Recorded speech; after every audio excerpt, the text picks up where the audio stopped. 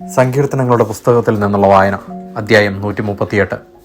കൃതജ്ഞതാഗീതം. കർത്താവെ, ഞാൻ പൂർണ്ണ ഹൃദയത്തോടെ അങ്ങേക്ക് നന്ദി പറയുന്നു. ദേവന്മാരുടെ മുമ്പിൽ ഞാൻ അങ്ങയെ പാടിപ്പുകഴ്ത്തും. ഞാൻ അങ്ങയുടെ വിശുദ്ധ മന്ദിരത്തിന് നേരെ ശിരസ് നമിക്കുന്നു.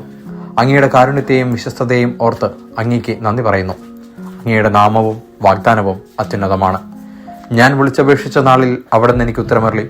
അവിടുന്ന് എൻ്റെ ആത്മാവിൽ ധൈര്യം പകർന്ന് എന്നെ ശക്തിപ്പെടുത്തി. കർത്താവെ, ഭൂമിയിലെ സകല രാജാക്കന്മാരും അങ്ങയെ പ്രകീർത്തിക്കും. എന്തെന്നാൽ അവർ അങ്ങയുടെ വാക്കുകൾ കേട്ടിരിക്കുന്നു. അവർ കർത്താവിൻ്റെ മാർഗങ്ങളെക്കുറിച്ച് പാടും. എന്തെന്നാൽ കർത്താവിൻ്റെ മഹത്വം വലുതാണ്. കർത്താവ് മഹോന്നതനാണെങ്കിലും താണവരെ കടാക്ഷിക്കുന്നു. അഹങ്കാരികളെ അവിടുന്ന് അകലെ വെച്ച് തന്നെ അറിയുന്നു. കഷ്ടതകളിലൂടെ കടന്നു പോകുന്നെങ്കിലും എൻ്റെ ജീവനെ അവിടുന്ന് പരിപാലിക്കുന്നു. എൻ്റെ ശത്രുക്കളുടെ ക്രോധത്തിനെതിരെ അവിടുന്ന് കരം നീട്ടും. അവിടുത്തെ വലത്ത് കൈ എന്നെ രക്ഷിക്കും. എന്നെക്കുറിച്ചുള്ള തൻ്റെ നിശ്ചയം കർത്താവ് നിറവേറ്റും. കർത്താവെ, അവിടുത്തെ കാരുണ്യം അനന്തമാണ്.